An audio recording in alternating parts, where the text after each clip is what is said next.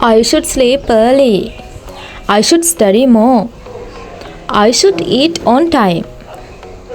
I should learn to cook. ඉංග්‍රීසි භාෂාවේ මෙන්න මේ විදිහට should කියන එක use කරලා ඔයාලා කොච්චර ඉංග්‍රීසි කතා කරනවද? මෙන්න මේ should කියන එකේ සිංහල තේරුම තමයි යුතුයි කියන එක. ඒ කියන්නේ ඔයා කළ යුතු දෙයක් තියෙනවා නම් ඒක should use කරලා කියන්න පුළුවන්. එහෙමත් නැත්නම් ඔයා කරොත් වඩාත් හොඳයි කියන එකත් මේ should වලින් අදහස් වෙනවා. අපි මේ ඉංග්‍රීසි භාෂාවෙන් කළ යුතුයි කියන වාක්‍ය රටාව ගොඩනගා ගන්නකොට should කියන එක use කරන්නේ මෙන්න මේ විදිහට. මම දැන් යා යුතුයි. I should go now. එතකොට I කියලා කියන්නේ subject එක. ඊට පස්සේ should යොදනවා.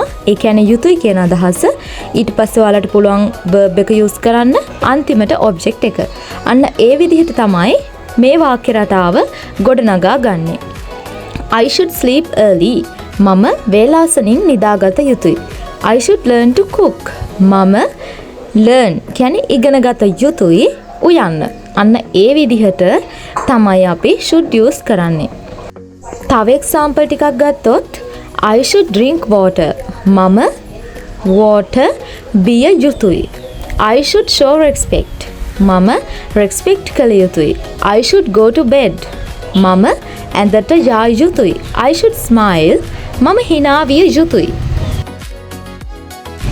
I should say sorry. මම sorry කියලා කියන්නම ඕනේ. I should go to bed early. මම වේලාසනින් ඇඳට යා යුතුයි. I should brush my teeth. මම අනිවාර්යයෙන්ම මගේ teeth brush කළ යුතුයි. ඔන්න ඔය විදිහට ඔයාලට ඉංග්‍රීසි ලේසියෙන්ම මේ should භාවිතා කරලා කතා කරන්න පුළුවන්. should එකේ යුතු නැහැ කියන එක අපි shouldn't කියලා හඳුන්වනවා. ඒක ඊළඟ වීඩියෝ එකෙන් මම අරගෙන එන්නම්. එතකන් මතක තියාගන්න අපි subject එක singular උනත් plural උනත් should විදිහටම තමයි use කරන්නේ. ඒකත් එක්ක base verb එක තියෙනවා. අන්තිමට object එක යොදනවා. මේකේ තව example ටිකක් අපි කතා කළොත් She should follow the rules. He should take a rest. You should focus on your goals. I should finish this work. මෙන්න මේ විදිහට should භාවිතා කරලා ඔයාලට අනදෙනවා වගේ දෙයක් කතා කරන්නත් පුළුවන්. ඔයා මේක කළ යුතුයි කියලා තව කෙනෙක්ට කියන්නත් පුළුවන්. She should follow the rules. ඇය rules follow කළ යුතුයි. He should take a rest. ඔහු rest එකක් ගත යුතුයි. You should focus on your goals. ඔයා ඔයාගේ goals වලට focus වෙන්න. I should finish this work. මම මේ වැඩ ඉවර කළ යුතුයි.